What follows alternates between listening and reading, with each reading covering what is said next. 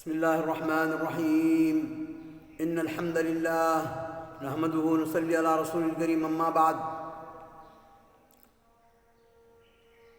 ناظرین کرام، اس سے پہلے کہ ہم ترجمہ تفسیر شروع کریں، ناظرین سے ہماری گزارش ہے کہ ہمارے اس یوٹیوب چینل حافظ محمد عبدالعزیز اور فیس بک ابو معاذ کو لائک، شیئر اور سبسکرائب کریں اور فالو اپ کریں. سورۃ الانبیاء کا دور چل رہا، سورۃ الانبیاء کا ترجمہ اور تفسیر چل رہا ہے ہمارے پاس.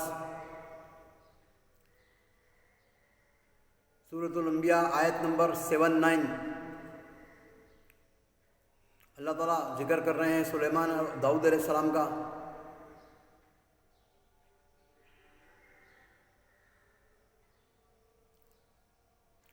وَعَلَّمْنَاهُ سَنَةَ لَبُوسٍ لَكُمْ لِتُحْصِنَكُم مِّن بَأْسِكُمْ فَهَلْ أَنتُمْ شَاكِرُونَ.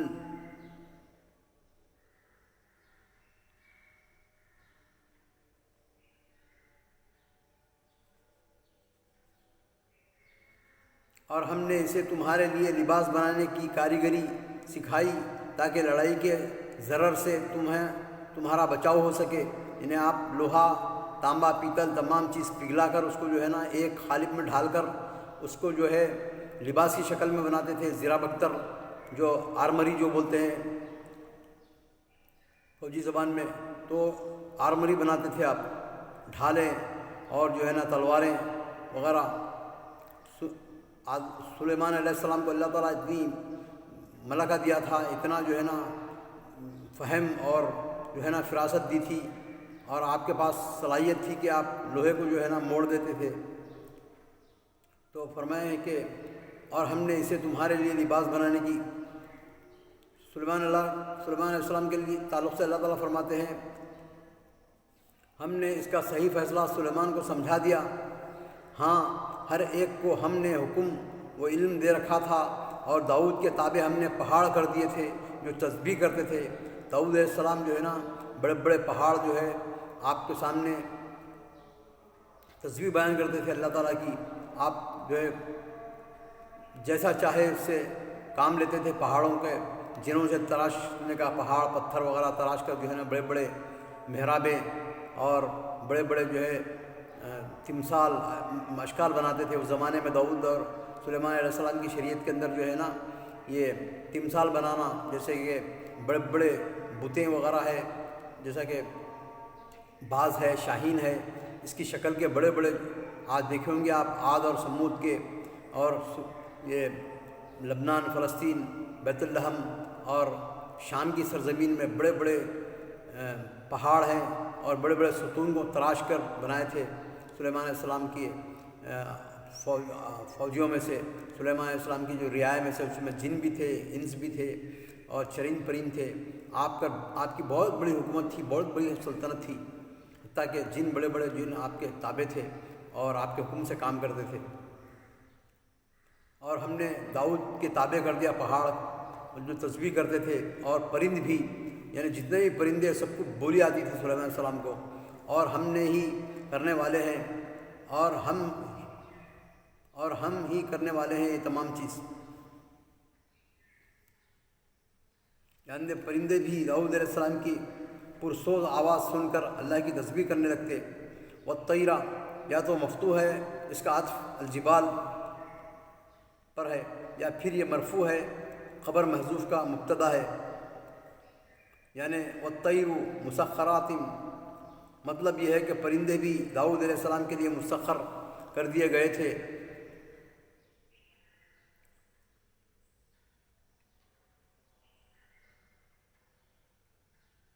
وَلِسُلَيْمَانَ الرِّيحَ عَاصِفَةً تَجْرِي بِأَمْرِهِ إِلَى الْأَرْضِ الَّتِي بَارَكْنَا فِيهَا وَكُنَّا بِكُلِّ شَيْءٍ عَالِمِينَ. کیا تم شکر گزار بنو گے؟ ہم نے تند و تیز ہوا کو سلیمان کے تابع کر دیا، جو اس کے فرمان کے مطابق اس سرزمین کی طرف چلتی تھی جہاں ہم نے برکت دے رکھی تھی، یعنی شام کی طرف، اور ہم ہر چیز سے باخبر ہیں. یعنی لوہے کو ہم نے داؤد علیہ السلام کے لیے نرم کر دیا تھا. وہ اس کی جنگی لباس، لوہے کی زرہیں تیار کرتے ہیں جو جنگ میں تمہاری حفاظت کا ذریعہ ہیں۔ حضرت قتادہ رضی اللہ عنہ فرماتے ہیں کہ حضرت داؤد علیہ السلام سے پہلے بھی زرہیں بنتی تھیں، لیکن وہ سادہ، بغیر کنڈوں اور بغیر حلقوں کی ہوتی تھیں۔ حضرت داؤد علیہ السلام پہلے شخص ہیں جنہوں نے کنڈے دار اور حلقے دار زرہیں بنائیں، یعنی ہر چیز کا ٹکڑا الگ الگ، جیسا کہ سینے کا علاقہ ہے اس کو الگ، اس کو جو ہے نا سلسلہ وار، یعنی اس کو سلاسل وغیرہ لگا کر موویبل بنا دیا، یعنی بہت ہی پہلے کی زرہیں تھیں، ایک پوری کی پوری ایک ساخت رہتی تھی، اس میں پہننے کے لیے مشکل ہوتی تھی لوگوں کو۔ تو آپ جو ہے چھوٹی چھوٹی پارٹس میں، چھوٹے چھوٹے حصوں میں بدل کر، جیسا کہ کونی کی طرف سے مڑنا، ہاتھ کی طرف سے مڑنا اور مونڈھے کی طرف سے مڑنا، یہ تمام موویبل فلیکسیبل جو ہے نا بڑے بڑے آرمریز اور زیرہ بختر بنانا شروع کرے آپ۔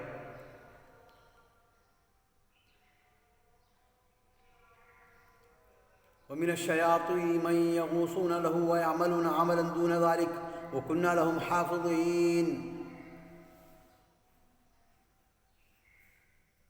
اسی طرح بہت سے شیاطین بھی ہم نے اس کے تابع کیے تھے۔ شیاطین کا مطلب انس، جن، شیاطین کا مطلب جو ہے نا جن، جن ایک ہی قوم ہے، جن اور شیطان دو ایک ہی قوم ہے، دونوں آگ سے بنائے ہوئے ہیں، لیکن جن جو رہتے ہیں نا، جنوں میں بعض شریف اور مومن مسلم رہتے ہیں۔ اللہ کے نبی صلی اللہ علیہ وسلم کے زمانے میں جو ہے نا مسجد جن میں آ کر وہ لوگ نبی صلی اللہ علیہ وسلم کے ساتھ بات کرے، کلام سنے، اللہ کا کلام سنے اور ایمان لائے، تو آج بھی مشہور ہے مکے میں وادی جن۔ تو اسی طرح بہت سے شیاطین بھی ہم نے اس کے تابع کیے ہیں۔ تو یہاں پر من جملہ اللہ تعالیٰ شیاطین جو بول رہا ہے نا، تو وہ جن مقصود ہے جو ان کے فرمان سے غوطے لگاتے تھے، اور جو غوطے لگانے والے شیاطین ہیں، کیونکہ شیطان کا عرش پانی پر ہے، دجال، شیطان وغیرہ تمام، اور اس کے سوا بھی بہت سے کام ہم کرتے تھے۔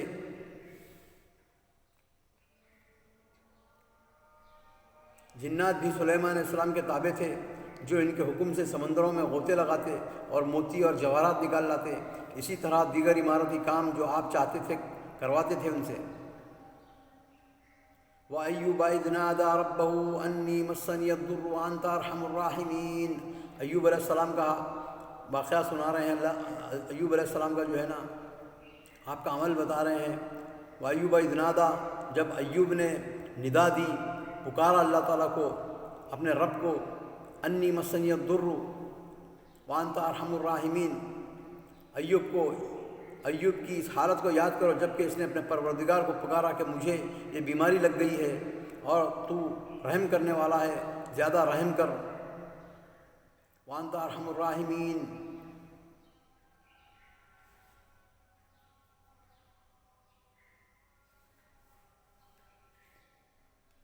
قرآن مجید میں حضرت ایوب علیہ السلام کو صابر کہا گیا ہے۔ اس کا مطلب یہ ہے کہ انہیں سخت آزمائشوں میں ڈالا گیا، جن میں انہوں نے صبر و شکر کا دامن ہاتھ سے نہیں چھوڑا۔ یہ آزمائشیں اور تکلیفیں کیا تھیں اس کی مستند تفصیل تو نہیں ملتی، تاہم قرآن کے انداز بیان سے معلوم ہوتا ہے کہ اللہ تعالیٰ نے انہیں مال و دولت، اولاد وغیرہ سے نوازا ہوا تھا۔ بطور آزمائش اللہ تعالیٰ نے ان سے یہ سب نعمتیں چھین لیں، حتیٰ کہ جسمانی صحت سے بھی محروم اور بیماریوں میں رہ گئے۔ بالآخر کہا جاتا ہے کہ 18 سال کی آزمائشوں کے بعد بارگاہ الہی میں ان کی دعا قبول ہوئی، اللہ تعالیٰ نے قبول کیا، اللہ نے دعا قبول فرمائی اور صحت کے ساتھ مال و اولاد پہلے سے دوگنا عطا فرمائے۔ اس کی کچھ تفصیل صحیح ابن حبان کی ایک روایت میں ملتی ہے۔ شکوہ شکایت اور جزا و فضا صبر کی منافی ہے، تو کبھی ایوب علیہ السلام کبھی شکوہ نہیں کرے اللہ تعالیٰ سے کہ اللہ تعالیٰ مجھے تو ایسا کر دیا، ایسا کر دیا، ایسا کر دیا، میں پریشان ہوں۔ بس مومن، جیسا کہ ہمارے پاس جملہ ایک قاعدہ ہے جوامع الکلیم کے اندر، کہ المومن کے لیے امرین، آزمائش، پریشانی اور خوشحالی دونوں بھی مومن کے لیے برابر ہے۔ امر المؤمن عجیب، مومن کا کام عجب ہے۔ اگر جب اللہ تعالیٰ ان کو آزمائش میں، بلاؤں میں گھیر لیتا ہے تو اس کا صبر کرتے ہیں، اللہ تعالیٰ کا شکر کرتے ہیں اور اللہ تعالیٰ کی حمد و ثنا بیان کرتے ہیں، بغیر کسی خندہ، یعنی بغیر کسی جو ہے نا اپنے چہرے پر بل لائے کے، یعنی بغیر کسی پریشانی کے، ٹینشن کے، اللہ پہ توکل کرتے ہیں۔ جب اللہ تعالیٰ ان کو نعمتیں دیتا ہے، ہر وہ چیز دیتا ہے، جب اولاد، مال، بیوی، بچے، سلطنتیں، امارات، تمام چیز دینے کے بعد بھی ویسی حالت ہوتی ہے جیسے کہ ایک غریب رہتا ہے، توکل اللہ، معمولی سے اپنا کھانا کھا لیے، اپنے ماتحتین، اپنی رعایا جتنے بھی ہیں ان کے ساتھ جو ان کا ہے وہ ان کا یہ غذا ہے۔ آج کے جیسے کہ سلاطین، بڑے بڑے منسٹرز، بڑے بڑے ایم پیز، بڑے بڑے جو ہے نا، تو ان لوگوں کے کھالوں کا کیا حال ہے، ان کے کھالوں کا جو ہے نا لاکھوں کروڑوں روپے کے جو ہے نا ناشتے ہوتے ہیں، ان کے دوپہر کا کھانا، شام کا کھانا۔ عوام بھوک مرتی ہے، عوام پریشان رہتی ہے، عوام جو ہے نا روٹی کے لیے پریشان۔ بس آج کے زمانے میں یہ جو قائدین ہیں، بڑے بڑے منسٹرز وغیرہ کرنے والے، لیکن پھر ان کا حال یہ ہوتا ہے کہ بس ٹھاٹ کی زندگی گزارتے ہیں، اللہ پر کوئی توکل نہیں، اللہ تعالیٰ سے کوئی عبادت نہیں، شرک اور کفر میں مبتلا۔ تو کہتے ہیں کہ ایوب علیہ السلام بہت صبر کرے، 18 سال کے بعد ان کے پاس بیوی بچے کئی تھے، ہزاروں کی شکل میں آپ کا پورا خاندان تھا، آپ کے پاس مال، اسباب، جانور، پرند چرند، جن، پورا قافلہ نکلتا تو ہزاروں، کئی محنت تک ان کا قافلہ چلتا تھا، تمام چیز کھینچ لیا اللہ تعالیٰ، وہ صابر و شاکر رہے الحمدللہ۔ اس کے بعد دعا کیے، جب آدمی آخری حالت میں آتا ہے آزمائش میں، جیسا کہ اللہ کے نبی صلی اللہ علیہ وسلم کے صحابہ پکار اٹھے، یا رسول اللہ متا نصر اللہ، اے اللہ کے رسول کب آئے گی مدد؟ تو کہہ دو، اللہ تعالیٰ فرماتا ہے ان سے کہ الا ان نصر اللہ قریب، اللہ تعالیٰ کی مدد قریب ہے۔ تو آج بھی مومنین کے لیے جو ہے مصائب، دنیاوی مصائب، پریشانیاں وغیرہ ان کو ہلا نہیں سکتی۔ مومنین، مسلمین ہیں اگر خندہ پیشانی سے اس کا مقابلہ کرتے ہیں، صبر کرتے ہیں، اللہ تعالیٰ کی حمد و ثنا کرتے ہیں، اللہ پہ توکل کرتے ہیں، اس کے بعد اللہ تعالیٰ فرماتے ہیں کہ میں ان کو اچھی زندگی، نعمتوں کی زندگی دوں گا، دنیا میں بھی آخرت میں بھی۔ وذکر للعابدین، اور آپ عابد اور زاہد اور عبادت گزار تھے۔